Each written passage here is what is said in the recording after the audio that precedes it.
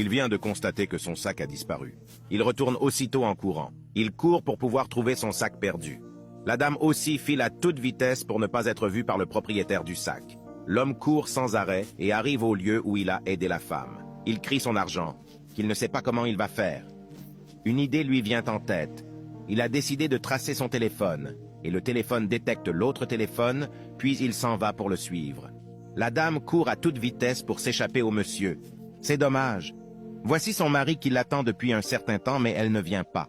Il se demande où elle peut aller, qu'elle dit qu'elle veut acheter quelque chose, et depuis elle n'est pas encore de retour. L'homme a suivi le traceur GPS pour trouver son sac. La femme rejoint finalement son mari. Le mari lui demande ce qu'elle a dans les mains. Elle dit que c'est un sac. Il lui demande où elle a pu trouver ce sac. Elle dit que c'est une amie qui lui demande de le garder pour elle.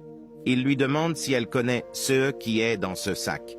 Elle dit qu'il y a de l'argent et du téléphone portable, le sac. Il lui dit pourquoi son amie ne peut pas garder son argent et lui a donné de garder, mais elle dit qu'elle voyage.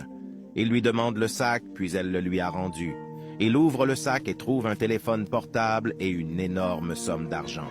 Il n'arrive pas à y croire. Elle dit que c'est de l'argent. Le monsieur est en chemin. Il suit son traceur GPS pour récupérer son sac.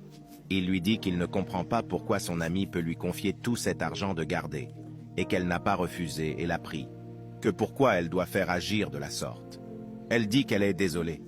Il lui demande si elle n'est pas en train de lui mentir, mais elle dit qu'elle ne ment pas.